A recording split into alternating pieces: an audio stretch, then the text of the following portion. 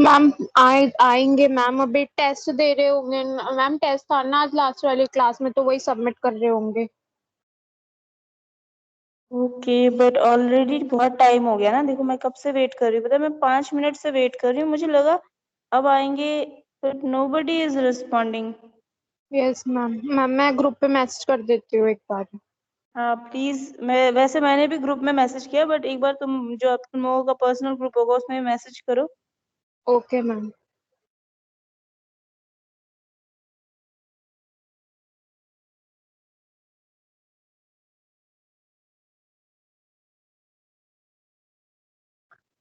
देखो हमारा जितना भी मेरा सिलेबस था वो तो कंप्लीट हो गया है। अब रिवीजन चलेगा तुम लोगों का, ठीक है। तो तुम लोग मुझे ये बताओ कि ये जो drugs acting on gastrointestinal tract है, as per me it's completed. तुम लोगों को कुछ है जो कि तुम लोगों को चाहिए कि रिवीजन हो, या फिर मैम ये कंप्लीट नहीं हुआ है?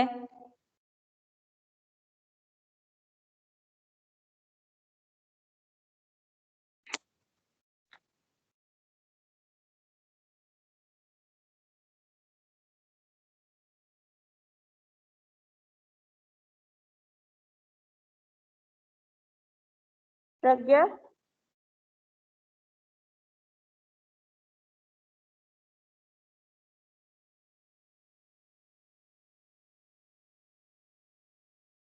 प्रज्ञा Kumari. Yes ma'am.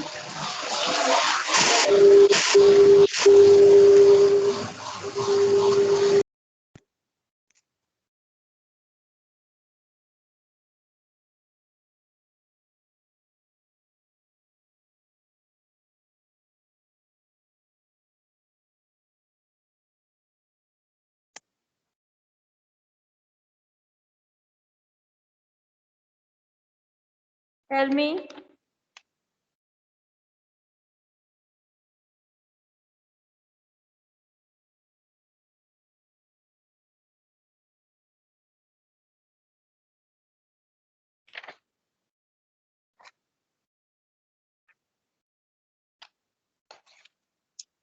So today what we will do, we will quickly revise the entire unit, ठीक है। हम लोग एक क्विक वे में पूरा यूनिट रिवाइज कर लेंगे, that is drugs acting on gastrointestinal tract. Okay.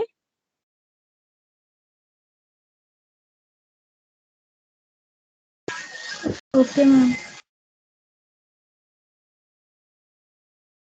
तो द फर्स्ट ड्रग वाज, जो हमने पढ़ा है यूनिट के स्टार्टिंग में, that is emetics and anti emetics. Emetics and anti-emetics. So anti-emetics and anti-emetics are used. Emetics are used to induce the vomiting, and anti-emetics are used for relieving or to get relief from the vomiting. Emetics जो होता है वो vomiting को start करने के लिए, induce करने के लिए यूज होता है, और एंटी एमेटिक्स वॉमिटिंग से रिलीफ के लिए यूज होता है, ठीक है। अगर वॉमिटिंग एक्सेसिव हो रही है या फिर वॉमिटिंग हो रही है किसी को, तो वॉमिटिंग को ठीक करने के लिए यूज होता है। तो बेसिकली जो एमेटिक्स एंड एंटी एमेटिक्स दोनों का मैकेनिज्म ऑफ एक्शन सेम ही है। How they work on the stimulation of vomiting centre. ये कैसे वर्क करते हैं? ये वॉमिटिंग सेंटर को स्टिमुलेट करके वर्क करते हैं। तो वॉमिटिंग सेंटर कौन कौन सा होता है? CTZ, that is chemoreceptor trigger zone, and acetylcholine receptor, ठीक है। सीटीजेड कौन सा रिसेप्टर होता है? डोपामिन रिसेप्टर होता है। और नेक्स्ट जो होता है वॉमिटिंग सेंटर, वो कौन सा होता है? एसिटाइल कोलिन रिसेप्टर होता है, ठीक है। कौन कौन से फैक्टर्स हैं जो कि ये कीमो रिसेप्टर, ट्रिगर जोन और यू कैन से सीटीजेड को ट्रिगर करते हैं, या फिर वॉमिटिंग सेंटर को ट्रिगर करते हैं? तो वो ड्रग्स हो सकते हैं like acetyl choline drug, dopamine, 5-HT. What is 5-HT now?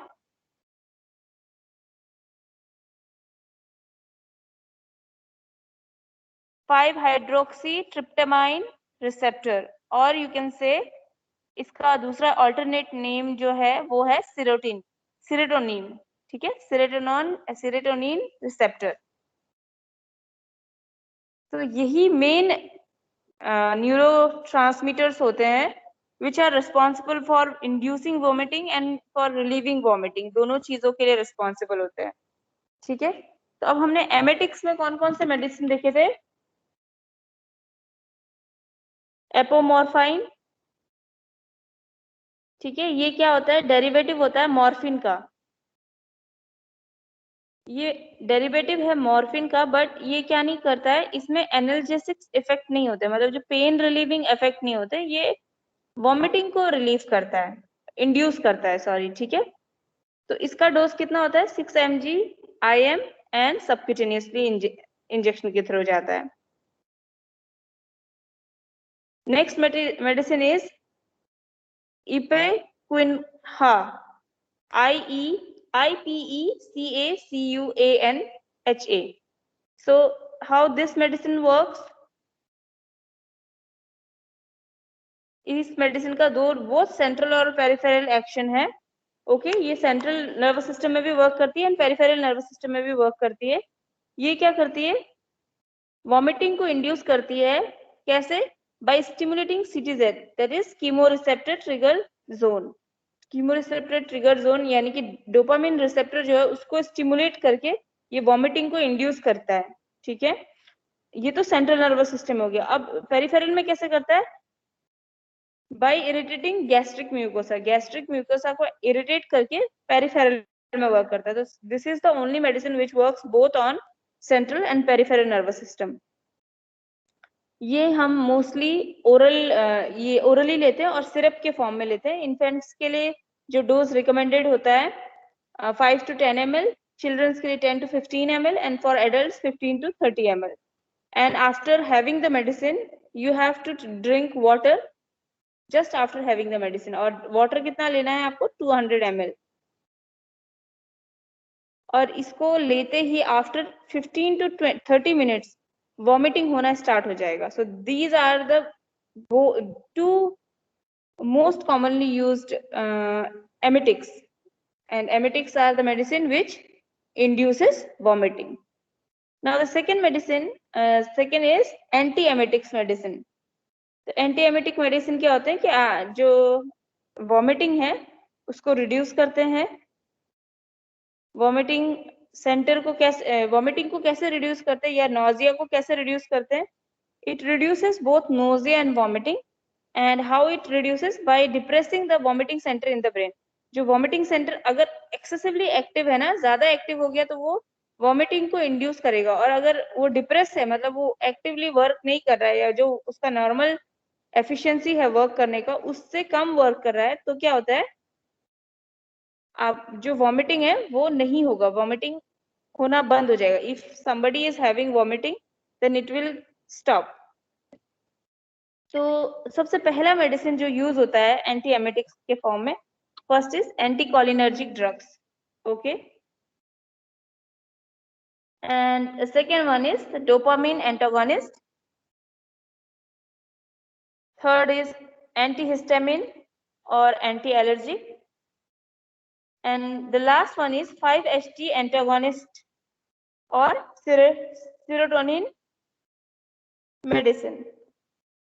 तो ये सारे मेडिसिन यूज होते हैं as an antiemetics. So this was a quick revision regarding emetics and anti-emetics. Second, we will see antacids. क्योंकि जो मोस्ट इम्पॉर्टेंट टॉपिक है ना इस यूनिट में सॉरी इस यूनिट में जो क्वेश्चन आस्क्ड क्वेश्चन रहता है most of the time is antacid और एमेटिक्स एंड एंटी एमेटिक्स. ठीक है, यही दो क्वेश्चन ज्यादातर आते हैं. although other questions are also very important, but the most prominently asked questions are these questions. ठीक है, तो इसको हम लोग रिवाइज कर लेंगे एक बार क्विकली. एंड आफ्टर दिस आप लोग मुझे बता देना कि कौन से टॉपिक है, otherwise I will start revising from the beginning. जो हमने फर्स्ट में एंटीबायोटिक्स पढ़े थे वहां से हम स्टार्ट करेंगे फिर से, ताकि तुम लोग का एक बार फिर से रिवीजन हो जाए। उसके बाद जो एक बार रिवीजन हो जाएगा कंप्लीट, उसके बाद मैं तुम्हारा टेस्ट लेना स्टार्ट करूंगी। But till then first I think once the syllabus, my portion of syllabus is completed, I want to assure that for once at least I will take your revision classes thoroughly, and after that I will start taking your test.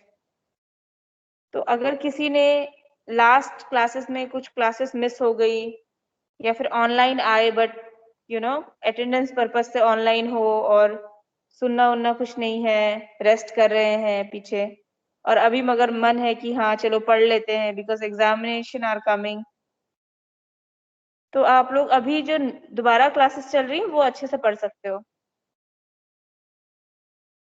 तो दूसरा जो medicine है which is very commonly asked in examination and a very important one is antacids. Okay, how antacids work, इनका mode of action क्या होता है? ये basically क्या करते हैं, गैस्ट्रिक एसिड जो होता है ना, स्टमक के गैस्ट्रिक एसिड को न्यूट्रलाइज कर देते हैं। So they work by acting on neutralizing the gastric acid in the stomach. Okay,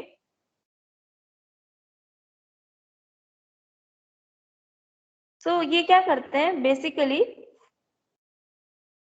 these raise the pH of gastric content का pH रेज कर देंगे, और ये पेप्सिन जो है उसकी एक्टिविटी को लो कर देते हैं। जो पेप्सिन एंजाइम है, पेप्सिन किस लिए काम आता है?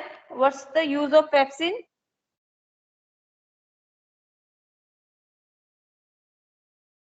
Tell me.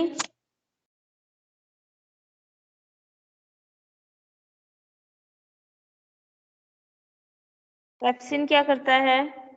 This you have I think already study in first year. Enzyme होता है ma'am. Digestive system you have already studied, so tell me. Ma'am protein को ब्रेक डाउन करता है enzyme. Yes, very good. So pepsin क्या करता है? Protein जो pepsin enzyme है वो प्रोटीन को ब्रेक डाउन करता है। तो एंटासिड क्या करते हैं?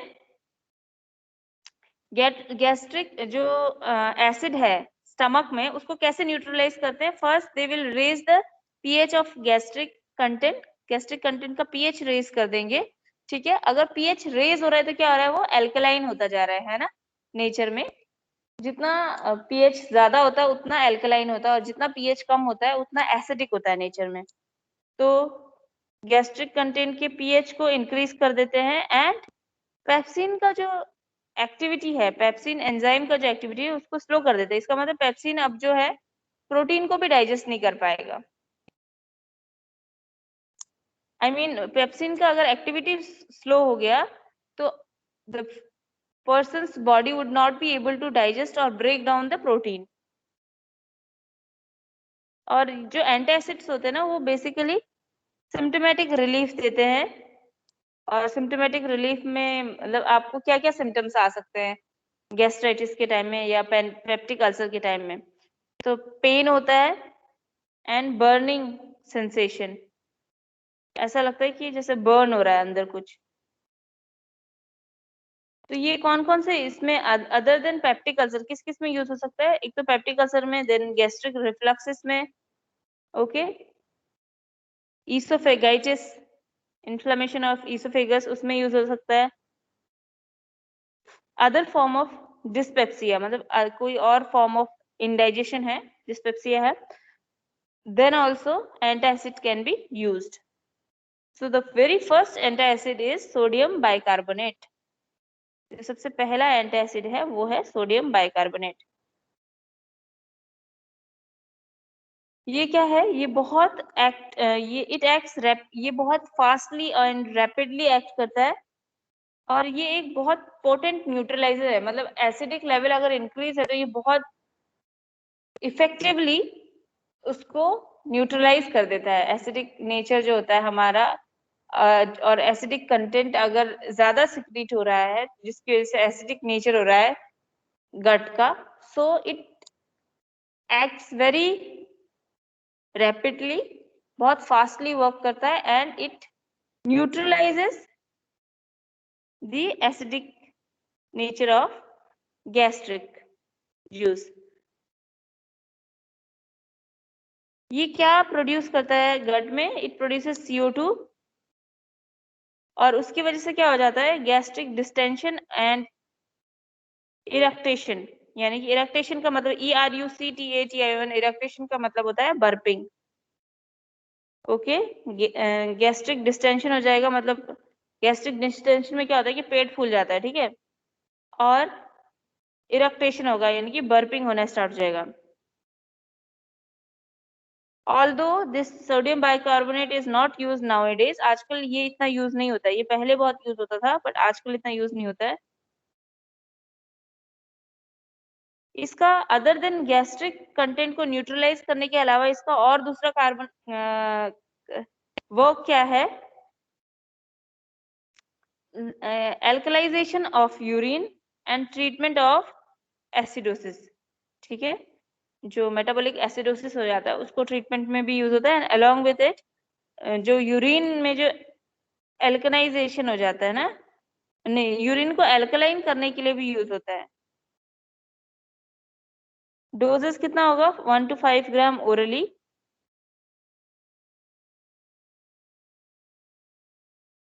ये इसका साइड एडवर्स इफेक्ट और साइड इफेक्ट ये है सोडियम बाइकार्बोनेट का, ये हो सकता है ये एल्कोलासिस कॉज कर दे, मतलब एसिडिटी जो है ना बॉडी में वो बहुत कम कर दे, कि फिर अगर बहुत कम भी हो गया तो भी क्या होता है कि बैक्टीरिया ग्रो हो जाते हैं गट के अंदर, तो बैक्टीरिया फ्री रखने के लिए या फिर हेल्दी गट मेंटेन करने के लिए एक certain level of acidic level is also required.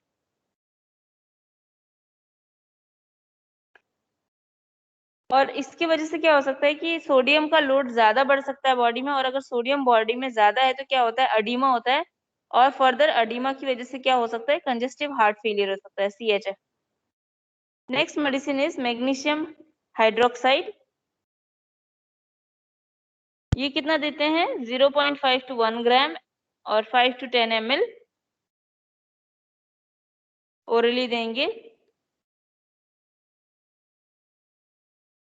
252 next medicine is magnesium carbonate. ये कितना डोज में देते हैं? 250 to 500 mg orally. Magnesium trisilicate, ये कितना देते हैं? इसका जो सॉल्युबिलिटी है वो बहुत कम है और स्लोअर है, स्लोली सॉल्युबल होता है और बहुत कम सॉल्युबल होता है। ये बॉडी में बहुत इजीली एब्जॉर्ब हो जाता है। Magnesium trisilicate absorbs in our body very easily and what it does, it inactivate pepsin. ये पेप्सिन को इनएक्टिवेट कर देता है। सेम वर्क कर रहा है, मतलब जो सोडियम बाइकार्बोनेट कर रहा था, नो अदर एंटासिड करते वही कर रहा है। ओके, और जैसे ये HCl के कांटेक्ट में आता है ना magnesium trisilicate, it started releasing silica, ये सिलिका को रिलीज करना शुरू कर देता है। और ये बेसिकली क्या होता है कि जैसे ही गैस्ट्रिक कंटेंट के कांटेक्ट में आएगा तो ये सिलिका रिलीज करने लग जाएगा, और सिलिका क्या होता है? एक जिलेटिनियस कोट फॉर्म कर देता है जहाँ पे कि अल्सर हुआ है, या फिर जहाँ पे अल्सर हो रखा है पेट के अंदर, है ना, हमारे म्यूकस मेम्ब्रेन में जहाँ पे भी अल्सर हुआ है, उसको क्या करता है? उसको एक जिलेटिनियस कोट से कवर कर देता है, तो ताकि वो प्रोटेक्टेड रहे। हमको ये कितना डोज में कितना होता है? 5 to 10 ml orally. Okay, adverse effect क्या है? मैग्नीशियम सॉल्ट क्या करता है ना बॉडी में या फिर गट में, पेट में आपके, सॉल्ट को एक्स्ट्रा फ्लूइड को रिटेन कर लेता है, मतलब फ्लूइड को रख लेता है, रिटेन कर लेता है, ठीक है, जिसकी वजह से क्या हो सकता है? डायरिया हो सकता है। और रीनल फेलियर के टाइम में these drugs are contraindicated, हम रीनल फेलियर के टाइम पे ये ड्रग्स नहीं दे सकते हैं। Next medicine is aluminium hydroxide. ये aluminium hydroxide is a very effective antacid. Okay, ये भी सेम करता है, पेप्सिन एंजाइम का जो एक्टिविटी है उसको रिड्यूस कर देता है। ये इंटेस्टाइन में एब्जॉर्ब नहीं होता है, so that's why it doesn't causes alkalosis, क्योंकि ये इंटेस्टाइन में एब्जॉर्ब नहीं हो रहा है तो ये क्या करता है, एल्कोलोसिस भी कॉज नहीं करता है। ड्रग्स कितना, इसका डोज कितना देंगे, 5 to 10 ml कोलाइडल सोल्यूशन और given as a tablet to be sucked. Either ये 5 to 10 ml सोल्यूशन की फॉर्म में देते हैं और या फिर एक टैबलेट दे देते हैं जिसको आपको सक करके खाना होता है। ओके, एडवर्स इफेक्ट में क्या होगा, ये गट का स्मूथ मसल को रिलैक्स कर देता है जिसकी वजह से which can lead to constipation.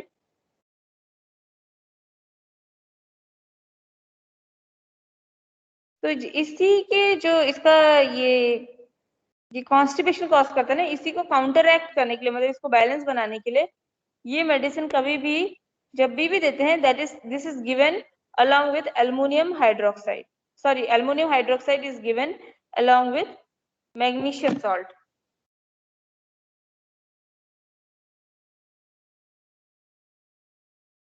और जितने भी एंटासिड्स होते हैं ना, वो every antacid is given 1 hour after the meal. एक बार आपने मील खा लिया उसके 1 घंटे बाद ही मिलेगा, कोई सा भी मील हो।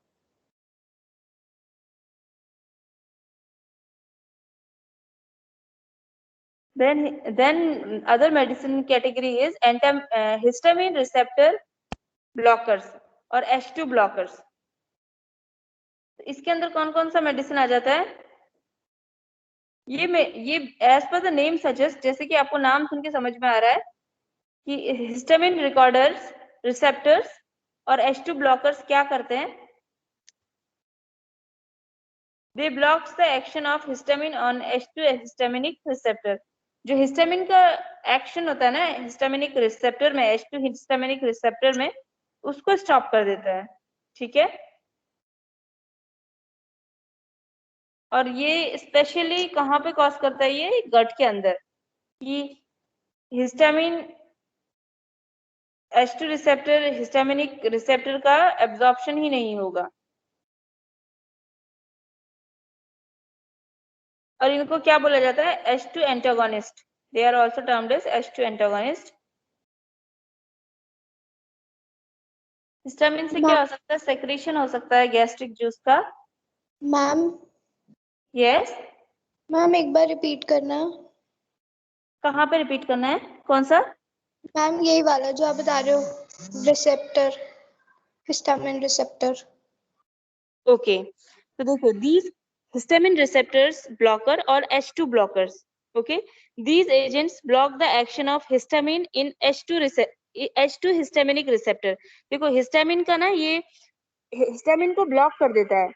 कहाँ पे ब्लॉक करेगा, हिस्टामिन के भी तो रिसेप्टर होते हैं ना, मतलब उस रिसीव करने के लिए उसके रिसेप्टर्स होते हैं, जैसे कीमो रिसेप्टर्स होते हैं और you can say this neuro receptors होते हैं ना, जहाँ पे साइनेप्स बनता है, तो वहां पे हिस्टामिन के भी रिसेप्टर होते हैं। तो वो हिस्टामिन का ट्रांसपोर्ट कैसे रोक देता है, हिस्टामिनिक रिसेप्टर को ब्लॉक करके।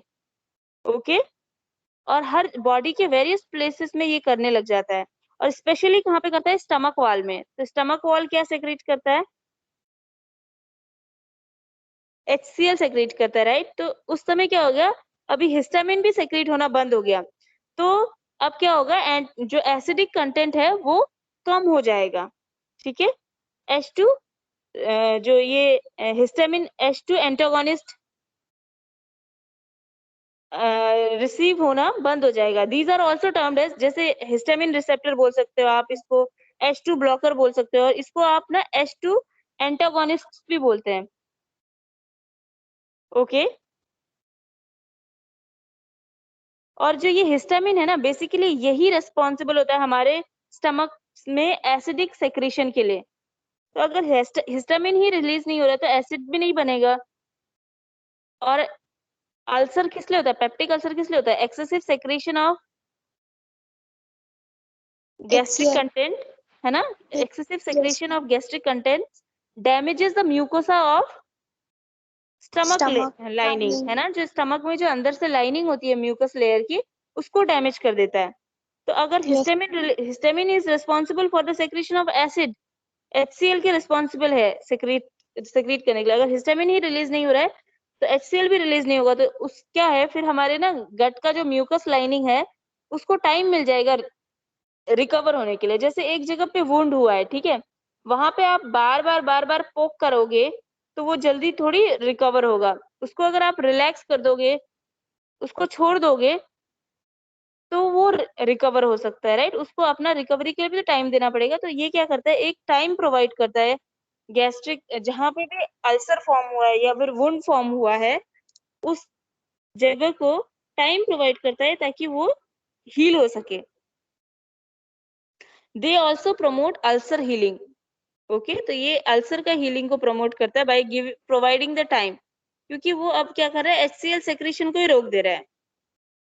और ये H2 हिस्टामिन रिसेप्टर किस किस में यूज होता है, गैस्ट्राइटिस में यूज हो सकता है, जियोडिनल अल्सर में, गैस्ट्रिक अल्सर में, reflux oesophagitis, okay, and Zollinger Ellison syndrome. Zollinger Ellison syndrome क्या था, ट्यूमर हो जाता है, अगर स्टमक में ट्यूमर हो गया और उसकी वजह से क्या हो रहा है, एसिड ज्यादा सेक्रेट हो रहा है, ठीक है। और अगर एसिड ज्यादा सेक्रेट होगा, ट्यूमर बेसिकली क्या है, abnormal growth of cell, abnormal growth of cell हो गया स्टमक में, जिसकी वजह से now the production of HCl is also abnormally. अब एबनॉर्मल प्रोडक्शन ऑफ HCl हो रहा है, और वो भी कैसे हो रहा है, एबनॉर्मल में भी एक्सेसिव हो रहा है, ज्यादा प्रोडक्शन हो रहा है। तो अगर HCl का प्रोडक्शन ज्यादा होगा तो क्या होगा, वो अल्सर कॉज करेगा, वो हमारे म्यूकस लाइनिंग को डैमेज कर देता है और उसकी वजह से अल्सर कॉज हो जाएगा, ठीक है। इतना समझ में आया।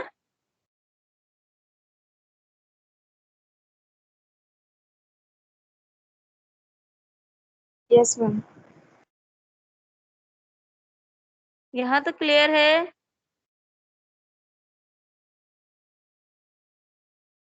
Students answer me.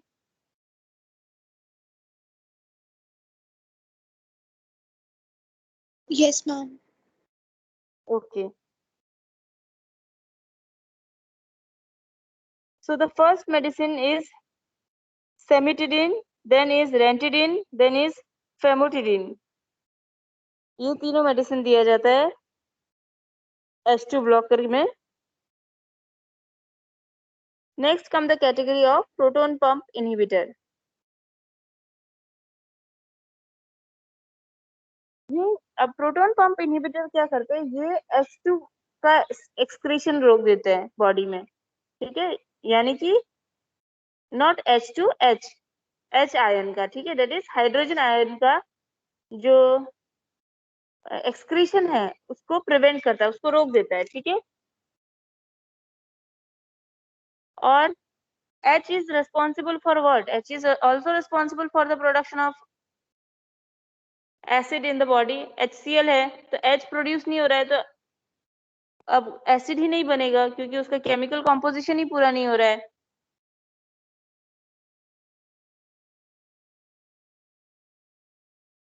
ये कौन कौन से प्रोटॉन पंप इनहिबिटर किस में यूज होता है, पेप्टिक अल्सर में, रिफ्लेक्सेस में, इसोफेगाइटिस में, ज़ुलिंजर एलिसन सिंड्रोम, सब में, इन सब में यूज होता है। और इसका एग्जांपल है omeprazole and lansoprazole. Omeprazole 20 mg daily देंगे ओरली, और lansoprazole 30 mg once daily orally, एक बार ही देना है। इसके बाद आता है एंटीकोलिनर्जिक ड्रग्स, ये भी एंटासिड में ही आते हैं। ये क्या करते हैं, एसिटाइल कोलिन का एक्शन को ब्लॉक कर देते हैं, ओके।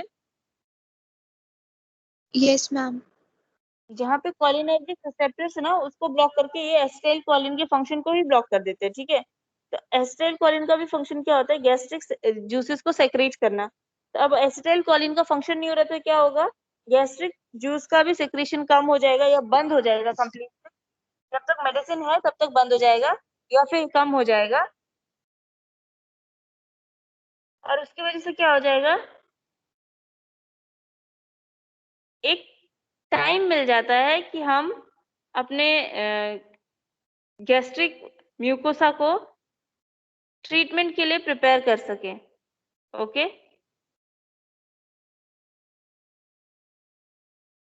और इसका एडवर्स रिएक्शन जो है वो है dryness of mouth, urinary retention and constipation. ये सब इसके क्या है, एडवर्स इफेक्ट है।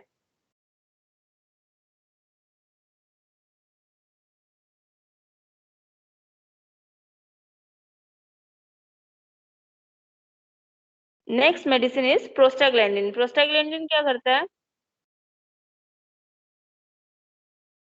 वैसे प्रोस्टाग्लैंडिन होता क्या है, ग्रुप ऑफ लिपिड्स, ठीक है, ग्रुप ऑफ लिपिड्स है। ये क्या करते हैं, इन्फ्लामेशन को कंट्रोल करते हैं, ब्लड फ्लो को एंश्योर करते हैं, ब्लड क्लॉट को हेल्प करते हैं, और लेबर को इंड्यूस करने में हेल्प करते हैं। नॉट लिवर, इट्स लेबर को इंड्यूस करने में हेल्प करते हैं। ओके, स्टार्ट करने में, लेबर पेन को स्टार्ट करने में हेल्प करते हैं। अब कुछ प्रोस्टाग्लैंडिन क्या होते हैं, जैसे कुछ प्रोस्टाग्लैंडिन है, जैसे PGE1 and PGI2 and PGI2, ये दोनों जो प्रोस्टाग्लैंडिन है ना, ये एसिड सेक्रेशन को इनहिबिट कर देता है, ये दोनों भी, and again help to promote ulcer healing, और अल्सर हीलिंग को प्रमोट करता है, ठीक है, हेल्प करता है कि अल्सर को हील कर सके, इसीलिए वो क्या करता है कि एसिडिक सेक्रेशन को कम कर देता है या बंद कर देता है। कौन कौन सा मेडिसिन है, misoprostol, enprostil, rioprostil, et cetera. Adverse effect क्या है, डायरिया एंड एब्डोमिनल क्रैम्प,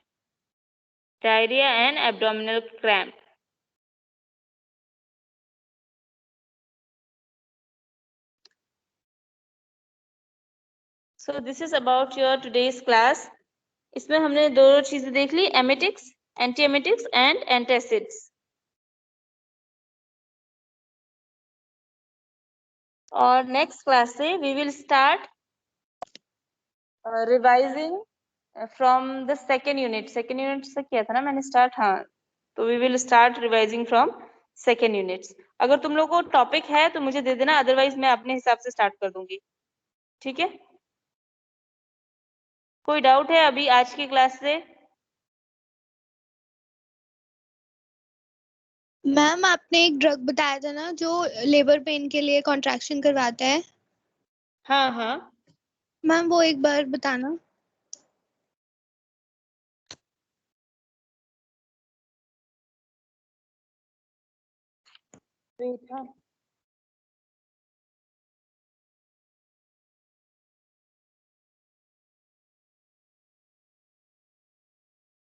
ये है दिस वन, प्रोस्टाग्लैंडिन। प्रोस्टाग्लैंडिन वैसे तो ग्रुप ऑफ लिपिड है, ठीक है, ये नेचुरली हमारी बॉडी में फॉर्म होता है, ठीक है, बट हम ना इसको जब मेडिसिन के फॉर्म में लेते हैं ना, तो इसके प्रोस्टाग्लैंडिन का शॉर्ट फॉर्म है PG।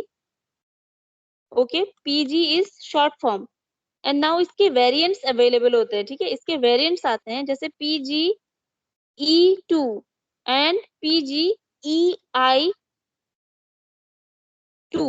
ये जो प्रोस्टाग्लैंडिन है E2 एंड I2, ये क्या करता है, ये एसिड सेक्रेशन को रोकता है, और बाकी जो दूसरे प्रोस्टाग्लैंडिन है वो किस किस चीज में हेल्प करते हैं, लाइक इन्फ्लामेशन को कंट्रोल करने में हेल्प करता है, ब्लड फ्लो को प्रॉपर, पूरे बॉडी में प्रॉपर ब्लड फ्लो हो इसको इंश्योर करता है, ठीक है, ब्लड क्लॉट के फॉर्मेशन में भी हेल्प करता है, ठीक है, व्हेन रिक्वायर्ड ब्लड क्लॉट में भी हेल्प करता है, एंड इंडक्शन ऑफ लेबर को स्टार्ट करने में भी प्रोस्टाग्लैंडिन, लेबर इंड्यूस करने में प्रोस्टाग्लैंडिन का बहुत मेजर रोल होता है, ठीक है, सो दिस इज प्रोस्टाग्लैंडिन। और जो अभी हम गैस्ट्रिक में पढ़ रहे हैं उसमें क्या है, प्रोस्टाग्लैंडिन PGE2 एंड PGI2, ये दोनों प्रोस्टाग्लैंडिन क्या करते हैं, ये एसिड सेक्रेशन को रोक देते हैं। तो फिर हमारे again same mode of action चल रहा है कि अल्सर हीलिंग के लिए टाइम मिल जाता है। तो it promotes ulcer healing by stopping the secretion और inhibiting the secretion of acid. ठीक है,